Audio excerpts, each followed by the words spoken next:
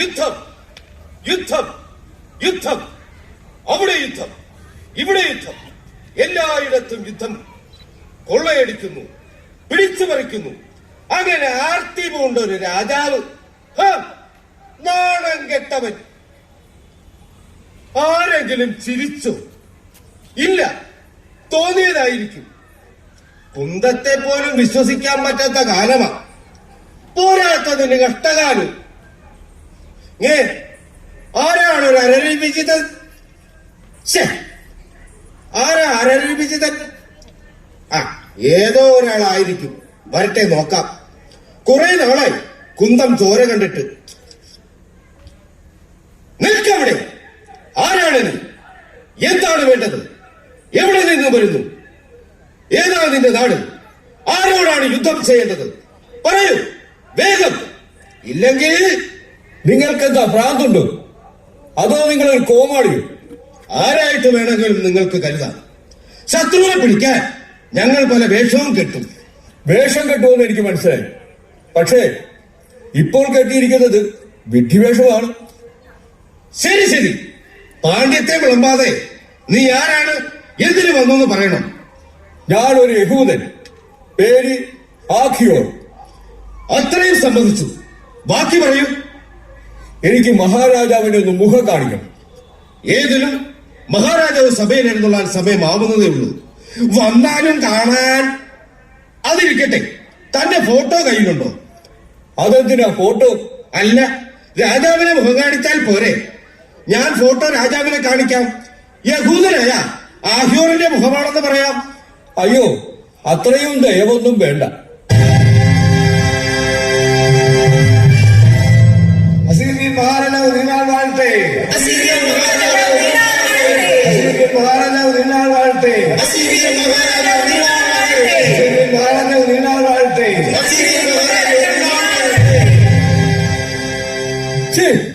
താരായിരുന്നു. എന്താ ഒരു പുണ്യം. മഹാരാജാവും സർവ്വസൈന്യാധിപനെ കഴിഞ്ഞാൽ പിന്നെ അസീറിയ രാജ്യത്ത് ആർക്കാ സ്ഥാനം? ആർക്കറിയാം. അതിരിക്കട്ടെ, തനിക്കിപ്പോൾ മഹാരാജാവിനെ കാണണം അല്ലേ? അതെ, വളരെ അത്യാവശ്യം. ആർക്ക്? തനിക്കോ? അല്ല, മഹാരാജാവ് തീരുമാനിച്ചത്. എന്നാലിപ്പോൾ ഞാൻ ശരിയാക്കി തരാം. അല്ല, ഞാനെന്ത് ചെയ്യണം? താനോ? 2 മിനിറ്റ് തലയും കുത്തി നിൽക്കുക. അടുത്ത 2 മിനിറ്റ് കയ്യും കുത്തി നിൽക്കണം. പിന്നെ താൻ എന്താണോ മനുഷ്യനെ കളിയാക്കിയാണോ? പിന്നെ താനൊന്ന് അടങ്ങി നിൽക്കണോ? ഞാനൊന്ന് പോയി വരട്ടെ. ദൈവമേ, കുഴപ്പമാകുമോ? മഹാരാജാവ് വളരെ സൽഗുണ സമ്പന്നനായ ഒരു ദ്രോഹിയാണെന്നാ കേട്ടിട്ടുള്ളത്.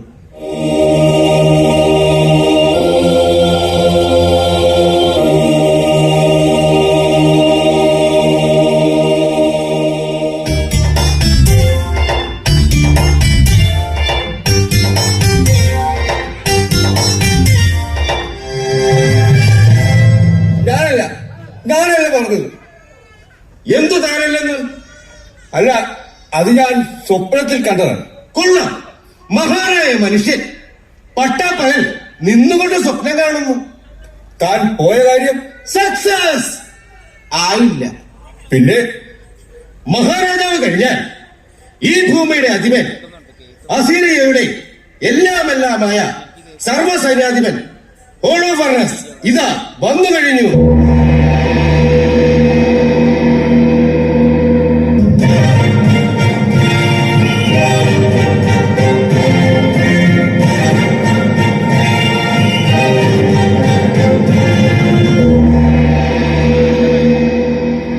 തനിക്ക് പോകാം. അങ്ങനെ ഞാൻ ഇറങ്ങി പോടോ.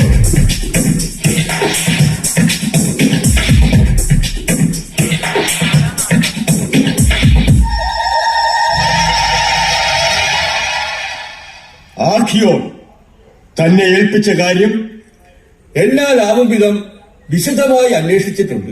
നല്ലത്. എങ്കിൽ ഓരോന്നോരോന്നായി പറയൂ. തനിക്കറിയാവുന്നതല്ലേ, ഈ ഭൂമി മുഴുവന്റെയും അതിനാഥനായ നബുക്കദ്നേസർ രാജാവിന്റെ സർവ്വ സൈന്യാധിപനായ ഹോളോഫർണസ് നയിക്കുന്ന കൊടും യുദ്ധമാണിത്. അറിയാം പ്രഭു. ആ യുദ്ധം വിജയിപ്പിച്ചേ ഞാൻ മടങ്ങൂ. തീർച്ചയായും അങ്ങേക്കതിന് കഴിയും എന്ന് ഞാൻ തീർത്തു പറയുന്നില്ല. എന്ത്? താൻ എന്തായി പറയുന്നത്? രാജാവ് എനിക്ക് നിർദ്ദേശം നൽകുമ്പോ താൻ ഉണ്ടായിരുന്നില്ലേ? ഒന്നോർത്ത് നോക്കടോ. ഭൂമി മുഴുവന്റെയും അതിനാഥനായ ചക്രവർത്തി അറിയിക്കുന്നു, ഹോളോയർമൻ, നീ എന്റെ മുമ്പിൽ നിന്ന് പോയാലുടൻ ധീരന്മാരായ 1,20,000 കാലാൾ പടയെയും 12,000 കുതിരപ്പടയാളികളെയും ശേഖരിച്ച് പശ്ചിമദേശം മുഴുവൻ ആക്രമിച്ച് കീഴടക്കുക. അവർ എന്റെ കൽപ്പന അനുസരിച്ചില്ല. ഞാൻ കോപം കൊണ്ട് വിറയ്ക്കുകയാണ്. ഭൂമി ആസകലം എന്റെ സൈന്യങ്ങളുടെ പാദം കൊണ്ട് പറയണം. എന്റെ പടയാളികൾക്ക് കൊള്ളയടിക്കാൻ അവരെ വിട്ടുകൊടുക്കണം. അതിനാൽ കീഴടങ്ങാൻ ഒരുങ്ങിക്കൊള്ളുവിൻ എന്നവരോട് പറയുക. മുറിവേറ്റവർ താഴ്വരകളിൽ നിറയണം. അരുവികളും നദികളും മൃതശരീരങ്ങൾ കൊണ്ട് കവിഞ്ഞൊഴുകണം. അവരെ തടവുകാരാക്കി ലോകത്തിന്റെ അറ്റം വരെ പായിക്കണം. എനിക്ക് നിങ്ങൾ മുൻപേ പോയി അവരുടെ സ്ഥലങ്ങൾ എനിക്ക് വേണ്ടി കീഴ്പ്പെടുത്തിക്കൊള്ളുക. ഞാനും എന്റെ രാജ്യവുമാണ് എന്റെ വാക്ക് ഞാൻ നിറവേറ്റും. നിങ്ങളുടെ രാജാവിന്റെ കൽപ്പന ലംഘിക്കാതിരിക്കാൻ നിങ്ങളും ശ്രദ്ധിച്ചുകൊള്ളുക. താമസം വരുത്തരുത്.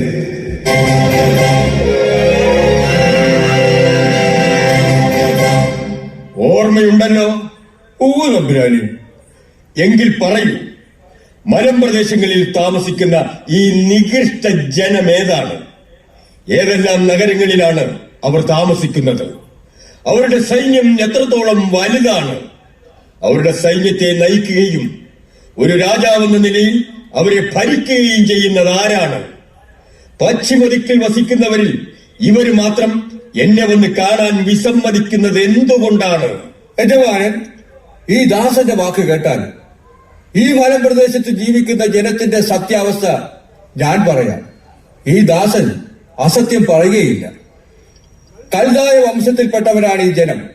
യാതൊരു അനാചാരങ്ങളും കൂടാതെ സ്വർഗസ്ഥനായ ദൈവത്തെ ആരാധിച്ചു പോന്നവർ.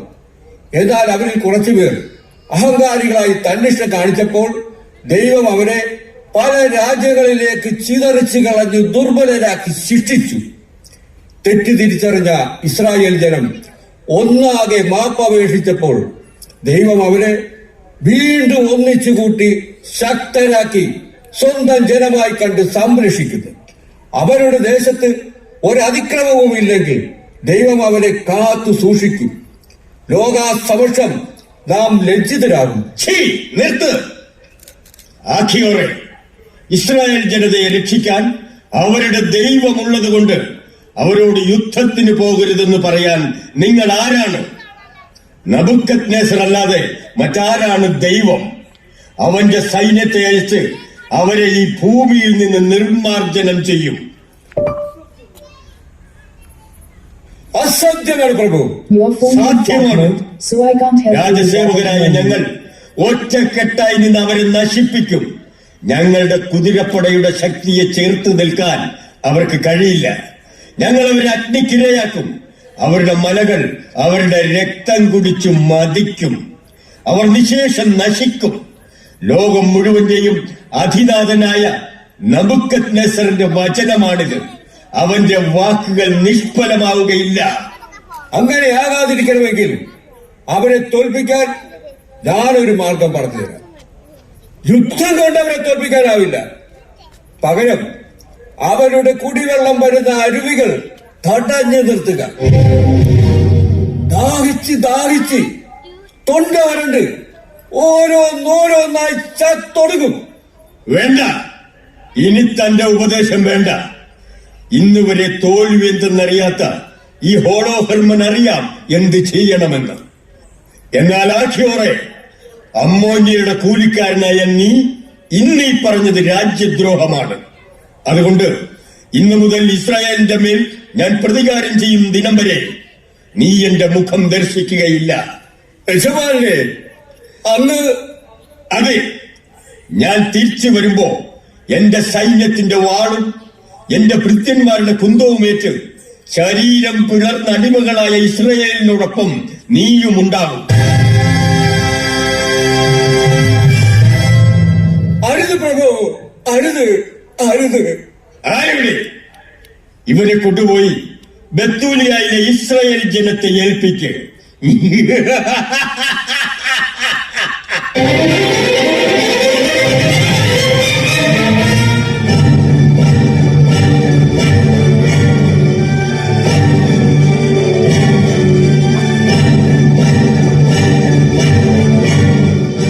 ഇത് നബൂഖദ്നേസറിന്റെ യുദ്ധക്കൊതിക്കിരയായ ഇസ്രായേലിന്റെ ഔദ്യോഗിക വസതി.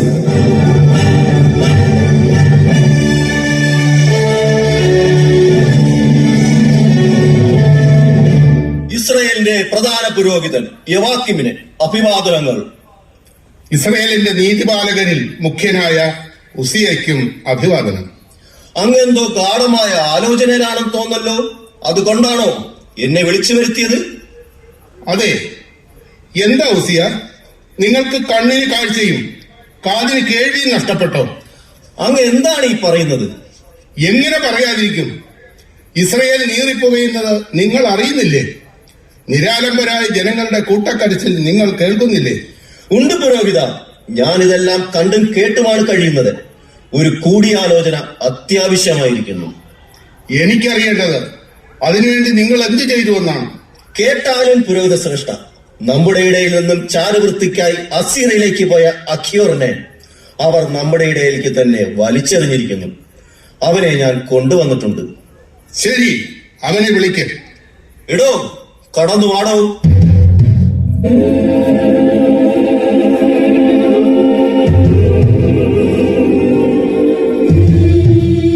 ബഹുമാനപ്പെട്ട രണ്ടുപേർക്കും അഭിവാദനങ്ങൾ. നീതിപാലകനായ ഉസിയ, ചോദ്യം ചെയ്യൽ എന്റെ മുന്നിൽ വെച്ച് തന്നെ ആകട്ടെ. ശരി പുരോഹിത ശ്രേഷ്ഠ, താൻ ഇങ്ങോട്ട് നീങ്ങി നിൽക്ക്. താനിപ്പോൾ നിൽക്കുന്നത് നീചനായ നബൂഖദ്നേസറിന്റെ സന്നിധിയിലല്ല, തികഞ്ഞ ദൈവവിശ്വാസവും എളിമയും കൈമുതലാക്കിയ ഇസ്രായേലിന്റെ പ്രധാന പുരോഹിതന്റെ മുന്നിലാണ്. അറിയാം പ്രഭു. എങ്കിൽ സത്യം മാത്രമേ പറയാവൂ. അതേ അങ്ങുന്നേ, ഈ ദാസൻ പറയുന്നത് അങ്ങേക്ക് വിശ്വസിക്കാം. എങ്കിൽ പറയൂ, താങ്കൾ അസീറിയയിൽ പോയിരുന്നോ? പോയിരുന്നു. എന്തിനി? അവർ നമ്മുടെ രാജ്യത്തിന്റെ ശത്രുക്കളാണെന്ന് അറിഞ്ഞുകൂടെ? അത് അറിഞ്ഞുകൊണ്ടാണ് അവർ വിളിച്ചപ്പോൾ ഞാൻ പോയത്. മനസ്സിലാകുന്ന രീതിയിൽ പറയൂ ആഖ്യോർ. അവരെ യുദ്ധത്തിൽ നിന്നും പിന്തിരിപ്പിക്കാൻ വേണ്ടിയായിരുന്നു അത്. എങ്ങനെ? നമ്മുടെ രാജ്യത്തെ ദൈവം എങ്ങനെയൊക്കെയാണ് സംരക്ഷിച്ചിട്ടുള്ളതെന്ന് ഞാൻ പറഞ്ഞു. ആര് വിചാരിച്ചാലും ഇസ്രായേലിന്റെ മക്കളെ തോൽപ്പിക്കാൻ ദൈവം അനുവദിക്കില്ലെന്ന് തീർത്തു പറഞ്ഞു. എന്നിട്ട് അവരതൊന്നും വിശ്വസിച്ചില്ലെന്ന് മാത്രമല്ല, ഏറെ പരിഹസിക്കുകയും ചെയ്തു. ഒടുവിൽ എന്നെ പുറത്തേക്ക് വലിച്ചെറിഞ്ഞു. ഇസ്രായേലിന്റെ ദൈവമായി കർത്താവേ, എന്റെ മക്കളെ കാക്കണേ. പാപത്തിൽ ഓടിയെത്തുന്ന കരുണക്കടലെ, എന്റെ മക്കളെ കാക്കണേ. ഇതൊന്നും കേൾക്കാൻ ഇവിടെ ആരുമില്ലേ? ഉസിയ, പോയി നോക്കുക, ആരാണെങ്കിലും കൂട്ടിക്കൊണ്ടുവരിക. നോക്കാഖ്യോറെ, താങ്കൾ സന്ധി സംഭാഷണത്തിന് പോയ നബൂഖദ്നേസറിന്റെ കൊള്ളക്കാരായ പട്ടാളം നമ്മെ ആക്രമിച്ച് തുടങ്ങിക്കഴിഞ്ഞു.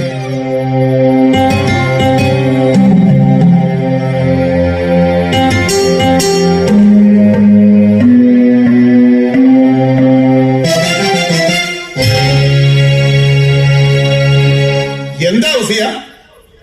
വ്യക്തമായി അറിയില്ല. പറയൂ സഹോദരി, എന്തിനാണ് കരഞ്ഞു വിളിച്ചത്? ഞാൻ മിഖായ എന്ന വൃദ്ധ. എന്റെ ഭർത്താവ് മരിച്ചിട്ട് കുറെ വർഷങ്ങളായി. ആകെയുള്ളത് 2 ആൺമക്കളാണ്. പറയൂ. എന്തായാലും പരിഹാരം കാണാൻ കഴിയുന്നവരാണ് ഈ നിൽക്കുന്നത്. കരയാതെ കാര്യം പറയൂ. എന്റെ 2 മക്കളും ഇസ്രായേൽ പട്ടാളത്തിലാണ്. വളരെ നല്ലത്.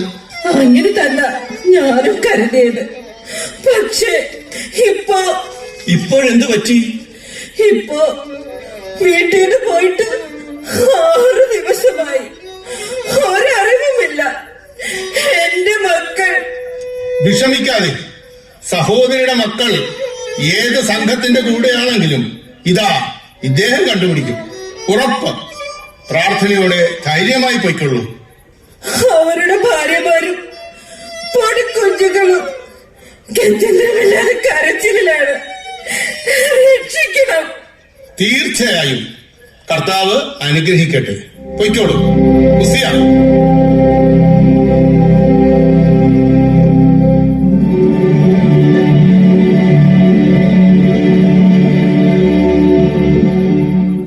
പുരോഹിത ശ്രേഷ്ഠ, അസീറിയൻ പട്ടാളത്തിന് മുന്നിൽ ഇസ്രായേൽ അടിയറവ് പറയുമോ? ഛേ, അസംബന്ധം പറയുന്നു.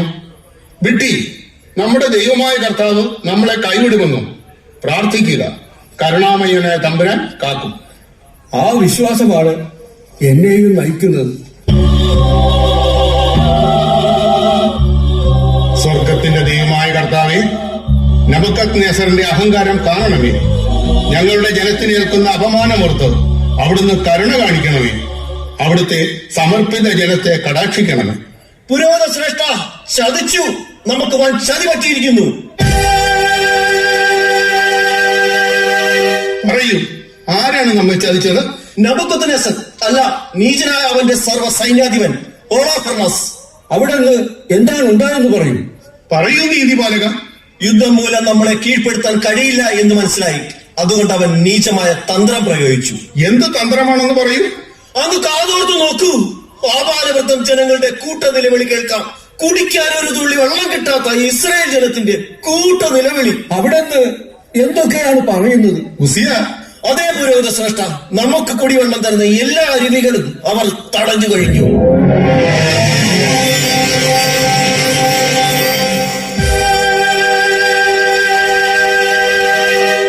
ഇനിയിപ്പോൾ നമ്മൾ അപേക്ഷിച്ചാൽ ഉപേക്ഷിക്കാത്ത കർത്താവ് നമ്മളോട് കരുണ കാണിക്കും. എന്തു പറയുന്നു ഉസിയ? അതെ, ഇത്രയും നാളും ഇമമൂട്ടാതെ കാത്തുരക്ഷിച്ച പിതാവ് ഇനിയും നമ്മളെ രക്ഷിക്കും.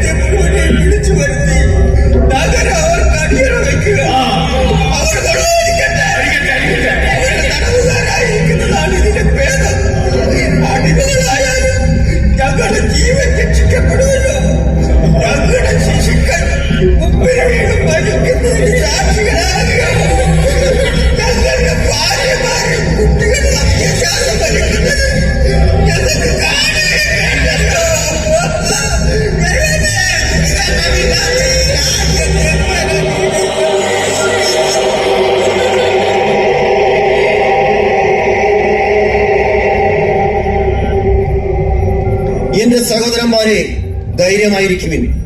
5 ദിവസം കൂടി പിടിച്ചു നിൽക്കാം. അതിനിടയിൽ നമ്മുടെ ദൈവമായ കർത്താവ് അവിടുത്തെ കൃപ നമ്മുടെ മേൽ ചൊരിയും. അവിടുന്ന് നമ്മെ നിശേഷം കൈവിടില്ല. എന്നാൽ ഈ 5 ദിവസം കൂടി ഒരു സഹായവും കിട്ടാതെ കടന്നു പോയാൽ നിങ്ങൾ പറയുന്നത് പോലെ ഈ നഗരം ഞാൻ വിട്ടുകൊടുക്കാം.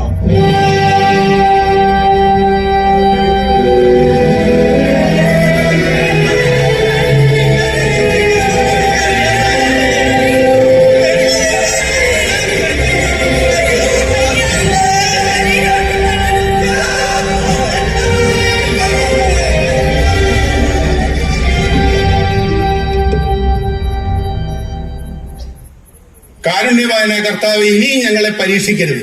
ഉസിയ, നമ്മുടെ ജനങ്ങൾ, കുഞ്ഞുങ്ങൾ, അമ്മമാർ ഇവരെല്ലാം കഷ്ടപ്പാടിന്റെ തീച്ചുളയിൽ വെന്തെരിയുമ്പോൾ നമ്മുടെ സ്ഥാനമാനങ്ങൾക്ക് എന്തുമില്ല. എല്ലാത്തിൽ നിന്നും ഒഴിഞ്ഞ് സ്വയം ജീവനെടുക്കാനാണ് എനിക്ക് തോന്നുന്നത്.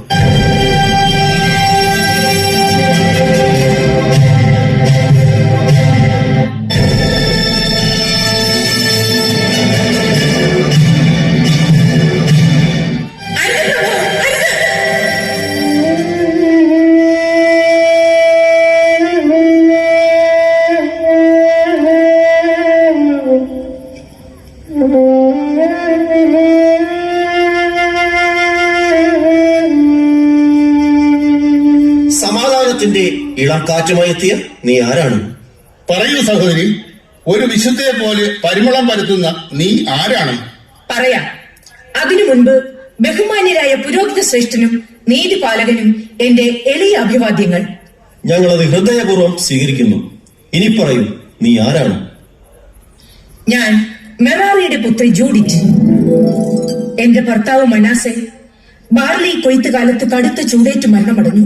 മനാസെ, ഓർക്കുന്നു. ജൂഡിറ്റ്, പൗതിയെക്കുറിച്ച് ധാരാളം കേട്ടിരിക്കുന്നു. ഉസിയ കേട്ടിട്ടില്ലേ? ധാരാളം.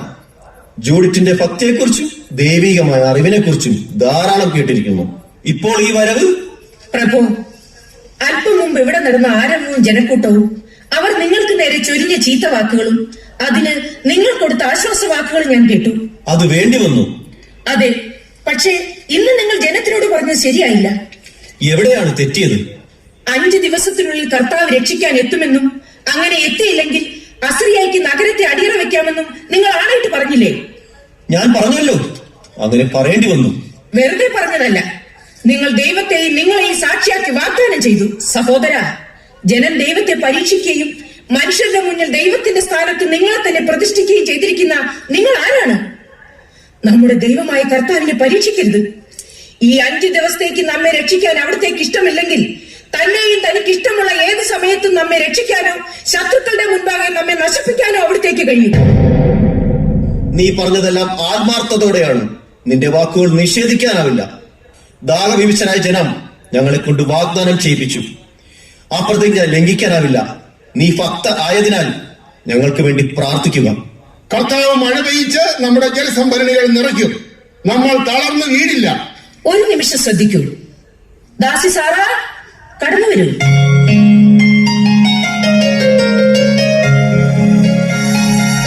ഇത് മരണസമയത്ത് എന്റെ ഭർത്താവ് എനിക്ക് തന്നിട്ട് പോയ ദാസിമാരിൽ പ്രധാനി സാറ. ഇവിടെ ശ്രദ്ധിച്ചു കേൾക്കുക. ഭാവി തലമുറകളിലെല്ലാം അറിയപ്പെടുന്ന ഒരു പ്രവൃത്തി ഞാൻ ചെയ്യാൻ പോകുന്നു. ഇന്ന് രാത്രി നിങ്ങൾ നഗര കവാടത്തെങ്കിൽ നിൽക്കുവിൻ. ഞാൻ ഈ ദാസി സാറയുമായി പുറത്തേക്ക് പോകും. നഗരത്തെ ശത്രുക്കൾക്ക് വിട്ടുകൊടുക്കാമെന്ന് ജനത്തോട് നിങ്ങൾ വാഗ്ദാനം ചെയ്ത ആ 5 ദിവസത്തിനുള്ളിൽ കർത്താവ് എന്റെ കൈകൊണ്ട് ഇസ്രായേലിനെ രക്ഷിക്കും. എങ്ങനെ? ചോദിക്കരുത്. എന്റെ പദ്ധതി എന്തെന്ന് അറിയാൻ ശ്രമിക്കരുത്. ഞാൻ ചെയ്യാൻ ഉദ്ദേശിക്കുന്നത് ചെയ്തു കഴിയും വരെ ഞാൻ നിങ്ങളോട് പറയില്ല. ഞങ്ങളെ പോകാൻ അനുവദിച്ചാലും. സമാധാനത്തോടെ പോകുക. നമ്മുടെ ശത്രുക്കളുടെ പ്രതികാരം ചെയ്യാൻ ദൈവമായ കർത്താവ് മുൻപേ പോകട്ടെ.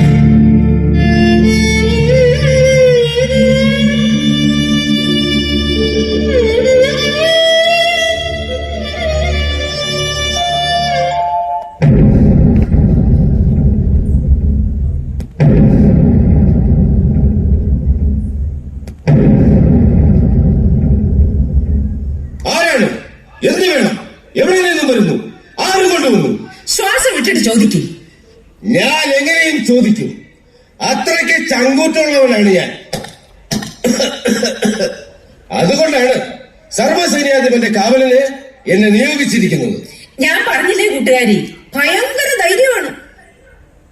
നിങ്ങൾ എന്തിനാ വന്നത്? പറയൂ. ഞങ്ങൾ ആരാണെന്ന് അറിയാമോ? അറിയാം. 2 പെണ്ണുങ്ങൾ. വിഡ്ഢിയായ മനുഷ്യ, ഇവിടെ കാവലിൽ നിൽക്കുന്ന ഏലിയാക്കീം എന്ന പട്ടാളക്കാരനെ കാണാൻ വന്നതാണ്. കാവൽ നിൽക്കുന്ന ഏലിയാക്കുന്ന പട്ടാളക്കാരൻ. കാവൽ നിൽക്കുന്ന ഏലിയാക്കുന്ന പട്ടാളക്കാരൻ. കാവൽ നിൽക്കുന്ന ഏലിയാക്കുന്ന പട്ടാളക്കാരൻ. ഇല്ല, അങ്ങനെ ഒരാൾ അസീരിയൻ പട്ടാളത്തിൽ ഇല്ല. നമ്മുടെ പേരെന്താ? പോടെ. പള്ളിയിലിട്ട പേരെന്താ?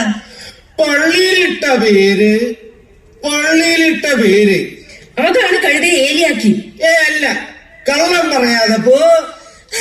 അയ്യോ, കള്ളമല്ല, സത്യം. നിന്നെ തിരക്കി നിന്റെ വീട്ടിൽ ചെന്നപ്പോ നിന്റെ അമ്മ പറഞ്ഞതാ. അമ്മച്ചി പറഞ്ഞതാണെങ്കിൽ സത്യമാ. എലിയാക്കി. എലിയല്ല, ഏലിയാക്കി. അതിരിക്കട്ടെ, എന്നെ തിരക്കി എന്തിനാ എന്റെ വീട്ടിൽ പോയത്? ഞങ്ങൾ നിന്റെ ബന്ധുക്കളായതുകൊണ്ട്. ബന്ധുക്കളോ? മനസ്സിലായില്ല. അതൊക്കെ മനസ്സിലാക്കിക്കാനാണ് ഞങ്ങൾ വന്നത്. നിങ്ങൾക്ക് എന്ത് വേണം? എന്നെ കൊണ്ടാവുന്നത് എന്തും ഞാൻ ചെയ്തു തരാം. കാരണം എനിക്ക് നിങ്ങളെ ഇഷ്ടപ്പെട്ടു. അയ്യോ, എന്നെ ഒഴിവാക്കണം. ഇവളാണ് നായിക, എന്റെ കൂട്ടുകാരി മേരി. മേരി ഒഴിവുണ്ടോ? പിന്നെ അങ്ങയ്ക്ക് വേണ്ടി എന്നെ ഒഴിച്ചിട്ടതാണ് ഞാൻ. നേരോ? നേരായിട്ട് നേര്. നിന്റെ വിവാഹം കഴിഞ്ഞതാണോ? ആണ്. അല്ല, ആണല്ലേ? വിവാഹം കഴിഞ്ഞതല്ലെന്നാ പറഞ്ഞത്. നിനക്കിവിടെ ഇഷ്ടമായി എന്നല്ലേ പറഞ്ഞത്? അതെ, ഒത്തിരി ഒത്തിരി ഇഷ്ടമായി. അങ്ങനെയാണ് ഇവളെ അങ്ങ് കെട്ടിക്കോ. എന്താ മേരി? എനിക്ക് 100 വട്ടം സമ്മതം. ഞാനും റെഡി. എങ്കിൽ ഭാവിയിലെ ഭാര്യ ഭർത്താക്കന്മാരാകാൻ പോകുന്ന നിങ്ങൾക്ക് ധാരാളം സംസാരിക്കാനുണ്ടാകും. പിന്നെ ധാരാളം അല്ലേ പടി? പടിയോ? അതെ, പടന്റെ ഭാര്യ പടി. എന്നാ പിന്നെ ഞങ്ങൾ അങ്ങോട്ട്. അതെ, നിങ്ങൾ ആ പൂന്തോട്ടത്തിൽ പോയിരുന്ന് സ്വപ്നങ്ങൾ പങ്കുവെക്കി. വരൂ പടി. അതിനു മുമ്പ് ഞാൻ പറയുന്ന ഒരു രഹസ്യം തന്റെ യജമാനൻ ഹോളോഫെർണസിനെ അറിയിക്കണം. തീർച്ചയായും പറയാം. അവിടുന്ന് പറഞ്ഞട്ടെ. വരൂ.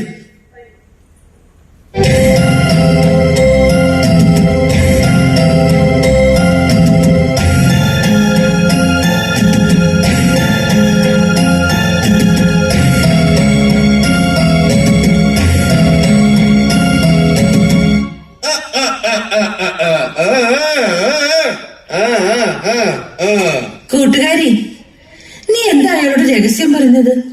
സാറാ, മൂന്നാമതൊരാൾ അറിഞ്ഞാൽ പിന്നെ അത് രഹസ്യമല്ല, പരസ്യമാണ്. നമ്മുടെ ലക്ഷ്യത്തിന്റെ ഗൗരവം കുറഞ്ഞു പോകും. നമ്മൾ പേടിക്കേണ്ടതായി. പേടിക്കണം നീയല്ല, ഞാൻ. എനിക്ക് എന്ത് സംഭവിച്ചാലും ഇസ്രായേലിന് വേണ്ടി ജീവൻ വരെ കൊടുക്കാൻ തയ്യാറായാണ് ഞാൻ വന്നത്. എന്നാൽ നീ അങ്ങനെയല്ല. അതിനാൽ നിന്റെ ദേഹത്ത് ഒരു പൊടി വീഴാൻ പോലും ഞാൻ സമ്മതിക്കില്ല. തമ്പുരാട്ടി, എല്ലാം റെഡി. ഇതാ അദ്ദേഹം എത്തിക്കഴിഞ്ഞു. ഞങ്ങൾ പൊയ്ക്കുള്ളൂ. മേരി, ആവശ്യം വരുമ്പോൾ ഞാൻ വിളിക്കാം.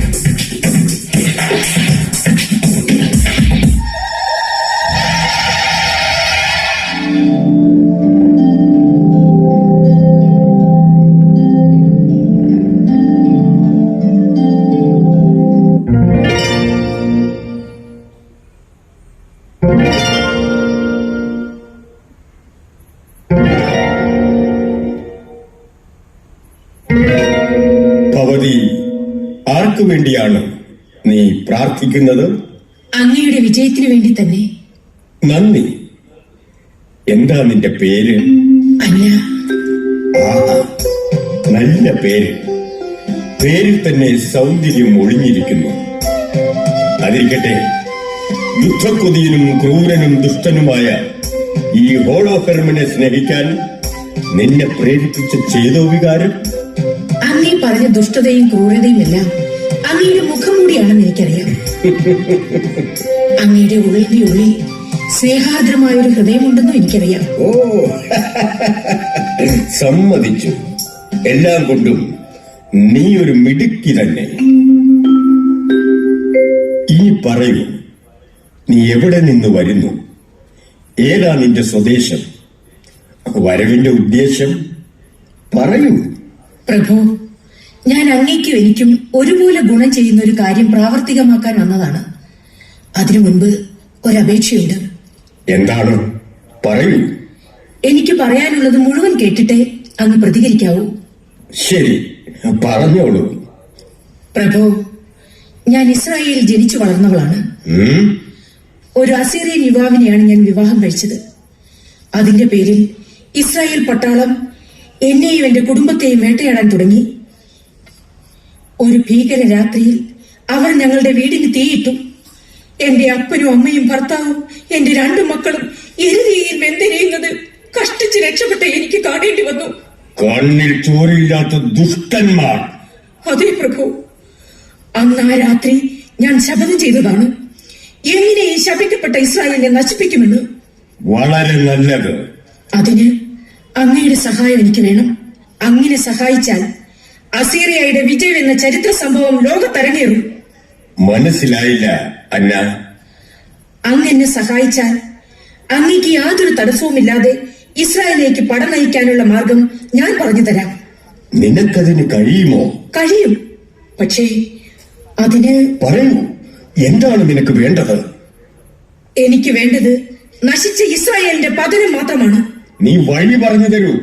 നിഷ്പ്രയാസം ഇസ്രായേലിനെ നിലംപരിശാക്കാൻ ഞാൻ. അതിന് എന്റെ ഒരു കൂട്ടുകാരി കൂടി വരേണ്ടതുണ്ട്. ആയതിനാൽ 3-4 ദിവസം ഞങ്ങൾക്കിവിടെ സ്വാതന്ത്ര്യത്തോടെ താമസിക്കേണ്ടി വരും.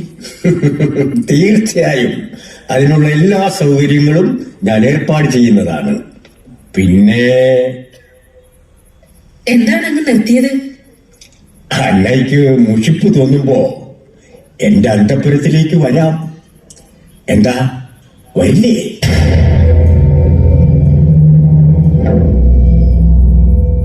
തീർച്ചയായും വരും. ആ നിമിഷത്തിനായി ഞാൻ കാത്തിരിക്കും. മറ്റൊരു കാര്യം, ആരിവിടെ? അടിയൻ കാര്യക്കാരെല്ലാവരെയും വിളിച്ച് നാളെ ഒരു ഗംഭീര വിരുന്നൊരുക്കാൻ പറയുക. ഇവരുടെ അപ്രതീക്ഷിതമായ വരവ് അസീറിയ ആഘോഷിക്കുന്നു. നന്ദി പ്രഭു.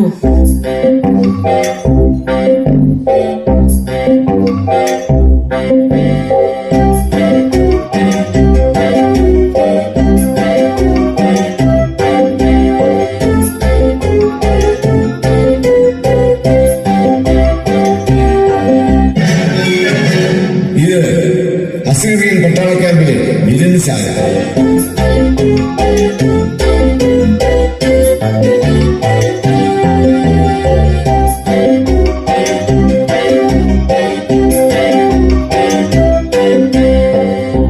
കൂട്ടുകാരി, എനിക്കെന്തോ സമയമായപ്പോൾ എന്തെന്നില്ലാത്ത ഭയം. എന്തിന്? സർവശക്തനായ കർത്താവ് കൂടെയുള്ളപ്പോൾ ഭയമോ? എനിക്ക് ശക്തി കൂടുകയാണ് ചെയ്യുന്നത്. എന്തായാലും നിന്നെ സമ്മതിച്ചു. നിനക്ക് മാത്രമേ ഇതിനൊക്കെ കഴിയൂ. സാറ, ഞാൻ പറയുന്നത് മനസ്സിലാക്കൂ. ഇതൊന്നും ചെയ്യുന്നത് ഞാനല്ല, കർത്താവാണ്.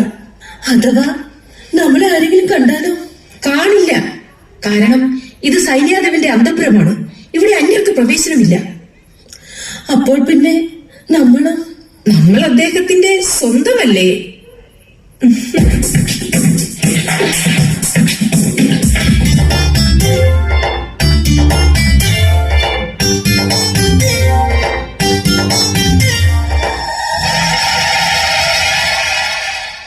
ഏലിയാക്കിം, നിങ്ങൾ ആരെയാണ് അന്വേഷിക്കുന്നത്? ഒരു പഠനെ കാണാനുണ്ടായിരുന്നു. ഇത്രയും നേരം എന്നെ കൊണ്ട് ഇവിടെ നിന്നതായിരുന്നു. ഇപ്പൊ കാണുന്നില്ല.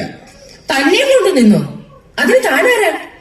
കണ്ടാലൂടെ ഞാൻ കുന്തമല്ലേ. എന്റെ പഠനയാണ് ഞാൻ തിരയുന്നത്. ആ, ഒരൊറ്റ പടമല്ലേ? കയ്യിലൊന്നുമില്ലാതെ ഇതുവഴി പോകുന്നത് കണ്ടു. അത് ശരി. അങ്ങേരെന്നെ ഉപേക്ഷിച്ച് വേറെ കുന്തത്തിനെ തിരക്കിപ്പോയോ?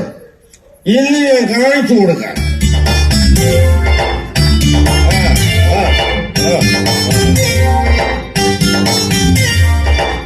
സാറ, ജീവിതം ആസ്വദിക്കുന്നത് നല്ലതാണ്. നിർദോഷ ഫലിതങ്ങളിൽ പങ്കാളികളാകാം. പക്ഷേ കടമ മറന്നാകരുത്. കൂട്ടുകാരി, ഞാൻ നിന്നോട് പറഞ്ഞതല്ല, എന്റെ മനസാക്ഷി ഓർമ്മിപ്പിച്ചു.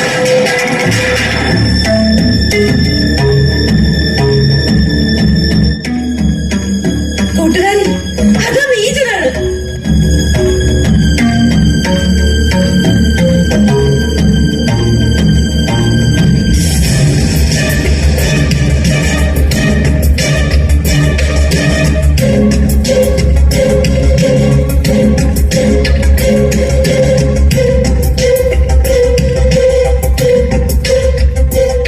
അന്ന, പ്രിയമുള്ളവളെ, നീ ഇതെവിടെയാ?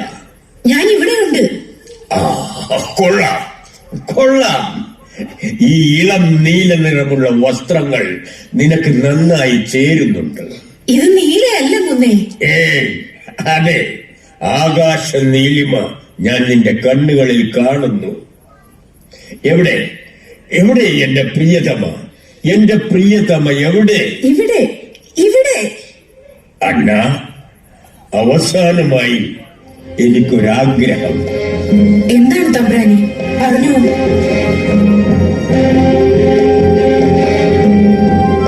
ഇത് നിന്റെ അവസാനത്തെ ആഗ്രഹമാണ്.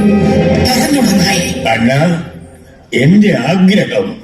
പറയൂ പ്രഭു, എന്താണെങ്കിലും പറഞ്ഞോളൂ, ഞാൻ സാധിച്ചു തരാം. നിന്റെ ഈ പരിശുദ്ധമായ കൈകൾ കൊണ്ട് എനിക്ക് മദ്യം വിളമ്പി തരുമോ അന്ന? തീർച്ചയായും തമ്പ്രാനെ.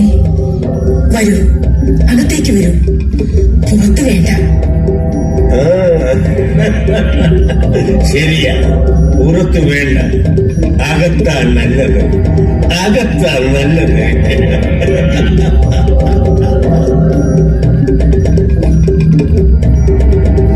സാറാ, പോയി മദ്യം എടുത്തോണ്ട് വരൂ. കുറച്ച് കൂടുതൽ എടുത്തോ.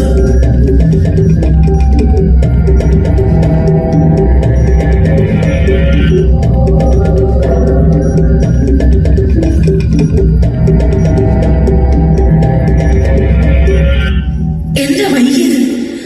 അവിടെ നിന്ന് ഒഴിച്ചു കിട്ടണ്ടേ? ആ ശരി ശരി, കൊണ്ടുവാ. വളരെ ശ്രദ്ധാലുവായിരിക്കണം. കണ്ണും കാതും കൂർപ്പിച്ചു നിൽക്കണം. ഇസ്രായേലിന്റെ ദൈവമായ കർത്താവിനെ മുട്ടിപ്പായി വിളിക്കണം. അകത്തുനിന്ന് എന്തെങ്കിലും അപശബ്ദം കേട്ടാൽ നിന്റെ നൃത്തത്താൽ അത് കവർ ചെയ്തു. ചെല്ലട്ടെ. കർത്താവേ,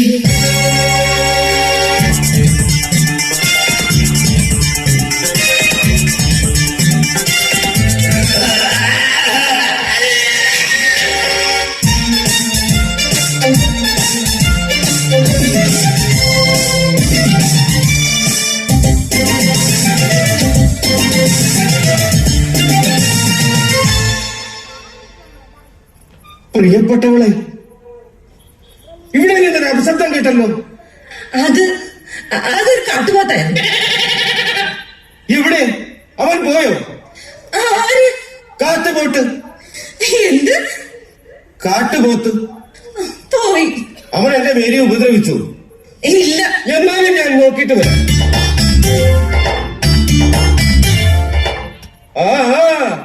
അകത്തുണ്ടായിരുന്നല്ലേ? പിന്നല്ലാതെ. ഓ, അങ്ങനെ എന്റെ ഒരു ഭാഗ്യം. ഇതെന്താ ബാഗില്? അത് കുറച്ച് ധാന്യങ്ങൾ. ഞങ്ങളോട് പുറത്തുപോയി കുളിച്ച് വസ്ത്രം മാറി വരാൻ പറഞ്ഞു. നിങ്ങളുടെയൊക്കെ ഒരു കാലം. അടുത്ത ജന്മത്തിലെങ്കിലും ഇവരെ പോലെ ജനിച്ചാൽ മതിയായിരുന്നു. കർത്താവേ,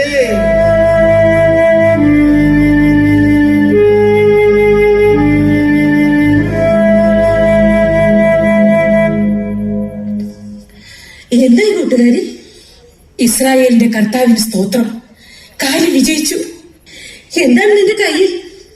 ഇസ്രായേലിന്റെ പേടി സ്വപ്നമായ അസീറിയയുടെ സർവ്വസൈന്യാധിപൻ ഹോളോഫർണസിന്റെ തല.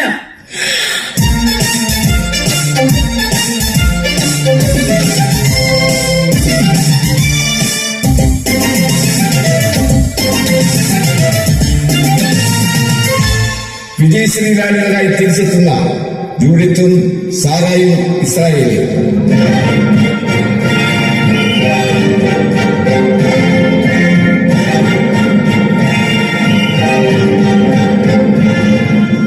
അല്ലയോ പുരോഹിത ശ്രേഷ്ഠ, മാർഗം തുറക്ക്. ഞങ്ങൾ എത്തി. തുറക്കുന്നില്ലല്ലോ. പുരോഹിത ശ്രേഷ്ഠ, നമുക്ക് ഉസിയപ്രഭ വിളിക്കാം. ശരിയാ, ഉസിയപ്രഭ, ഉസിയപ്രഭ. ഭാഗ്യോടെ ഇവിടെ ആരുമില്ലേ? പുരോഹിത ശ്രേഷ്ഠ, ഉസിയപ്രഭ. നിങ്ങൾ എത്തിയോ? എത്തി പുരോഹിത ശ്രേഷ്ഠ. ഞങ്ങൾ അല്ല, എന്തിന് ഞങ്ങൾ മാത്രം? ഈ ഇസ്രായേൽ ജനത മുഴുവൻ നിങ്ങൾക്ക് വേണ്ടി പ്രാർത്ഥിക്കുകയാണ്. ഞങ്ങളുടെ പ്രാർത്ഥനയ്ക്ക് ഫലമുണ്ടായോ? ഉണ്ടായി.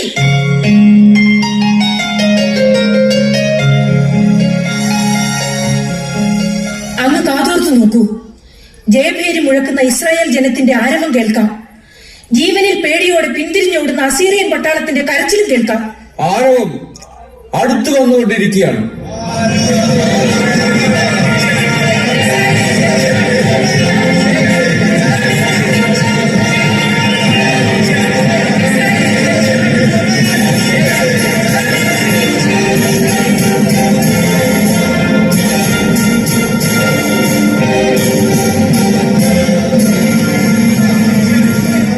നിനക്ക് എങ്ങനെ സാധിച്ചു മോളെ? എല്ലാം കർത്താവിന്റെ കാരുണ്യം. ഇതാ പുരോഹിത ശ്രേഷ്ഠ, ദൈവവിരോധിയായി സ്വയം ദൈവം ചമയുന്ന നബൂഖദ്നേസർ രാജാവിന്റെ സർവ്വസൈന്യാധിപൻ ഹോളോഫർണസിന്റെ തല.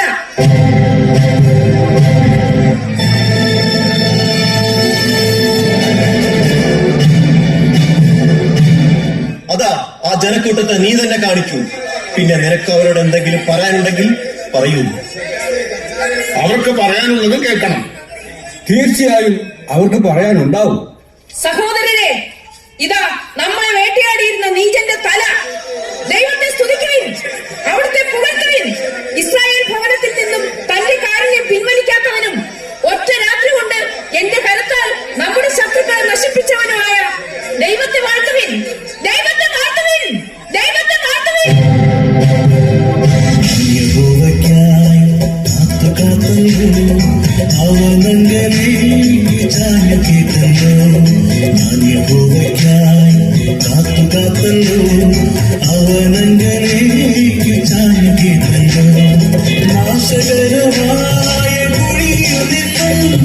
കുഴഞ്ഞ ചേച്ചി നിന്നും കയറ്റി നാശകരമായ കുഴിയിൽ നിന്നും കുഴഞ്ഞ ചേച്ചി നിന്നും കയറ്റി ഹല്ലേലൂയ ഹല്ലേലൂയ ഹല്ലേലൂയ ഹല്ലേലൂയ മഹത്വവും ജ്ഞാനവും സ്തോത്രവും ബഹുമാനവും ശക്തിയും ബലവും യേശുവിന് മഹത്വവും ജ്ഞാനവും സ്തോത്രവും ബഹുമാനവും ശക്തിയും ബലവും യേശുവിന്.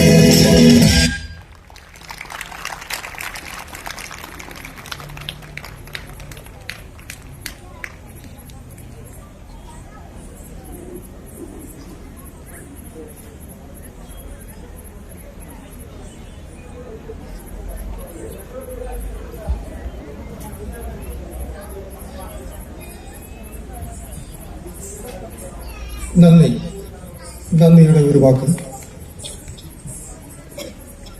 ശ്രീ അഭയൻ കലവൂരിന്റെ മികവുറ്റ രചനകളിലൊന്നായ ഈ ബൈബിൾ നാടകം ഇവിടെ വളരെ ശ്രദ്ധയോടെ അവതരിപ്പിക്കുവാൻ അവർ കാണിച്ച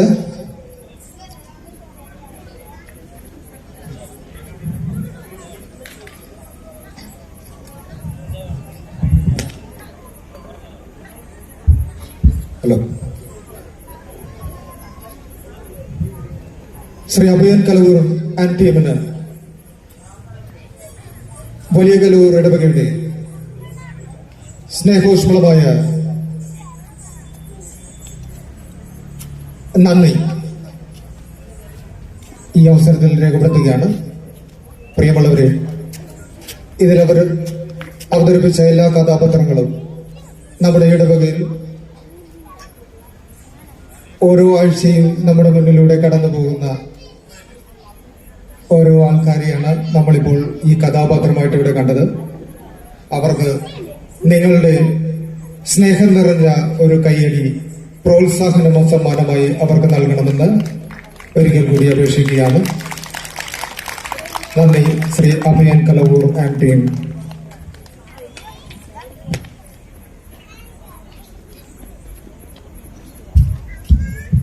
Next is a group dance by Arun and students of class 6. മതബോധന കേന്ദ്രത്തിന് അഭിമാനവും നൃത്ത ചുവടുകളുടെ വൈഭവം കൊണ്ട് നമ്മെ കോർത്തെരിപ്പിച്ച അരുൺ ഇതാ കൂട്ടുകാരുമൊത്ത് നമ്മളെ വിസ്മയിപ്പിക്കാനെത്തുന്നു. സ്നേഹത്തോടെ സ്വാഗതം ചെയ്യുന്നു.